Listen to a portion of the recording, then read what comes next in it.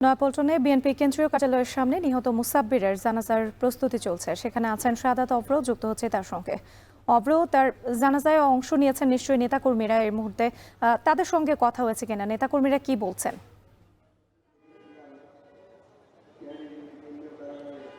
এই মুহূর্তে বিএনপির যে কেন্দ্রীয় কার্যালয় নয়াপল্টনে, এখানে কিন্তু শোকের আবহ বিরাজ করছে। রাত্রি এই মুহূর্তে আমি যদি বলতে চাই যে এখানে কেন্দ্রীয় নেতা থেকে শুরু করে এখানে আছে একদম যারা কিনা সহযোদ্ধা ছিলেন মোসাদ্দেকের সাথে, যারা একই সাথে কাজ করেছেন, তারা কিন্তু এখানে আছেন।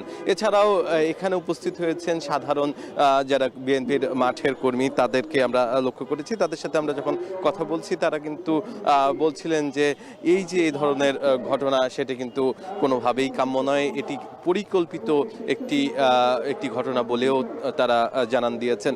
আমরা দেখতে পাচ্ছি তার সাথে কাজ করা তার সহকর্মী যারা আছে, দলের অন্যান্য নেতৃবৃন্দ যারা আছে, তারা কিন্তু কিছুক্ষণ আগে তাদের যে অভিব্যক্তি সেটি প্রকাশ করেছেন। এই জানাজার নামাজের শুরু হবার আগে তার পরিবারের পক্ষ থেকে শুরু করে আশেপাশের সাথে ছিল যে সহকর্মীরা, তাদের কিন্তু হচ্ছে একাংশের বক্তব্য আমরা শুনতে পেয়েছি। তারা বলছিলেন যে এই ধরনের হত্যাকাণ্ড নির্বাচনকে বানচাল করার জন্যই।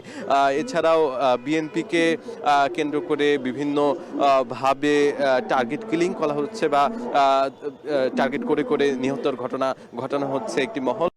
সেই ক্ষেত্রে কিন্তু বলা হচ্ছে যে আওয়ামী লীগের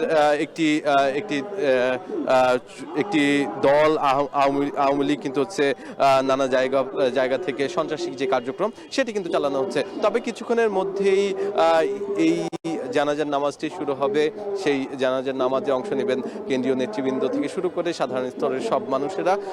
এই মুহূর্তে বলা চলে এই পুরো রাস্তা, যেটি কিনা নয়াপল্টনের কেন্দ্রীয় কার্যালয়ের রাস্তা, সেখানে কিন্তু অবস্থান করছে। আশা করছি কিছুক্ষণের মধ্যে জানাজার নামাজ শেষ করার পর তাকে কিন্তু তার যে গ্রামের বাড়ি সেখানে কিন্তু নিয়ে যাওয়ার কথা রয়েছে। এ ছিল আমার কাছে নয়াপল্টন থেকে সর্বশেষ রাত্রি।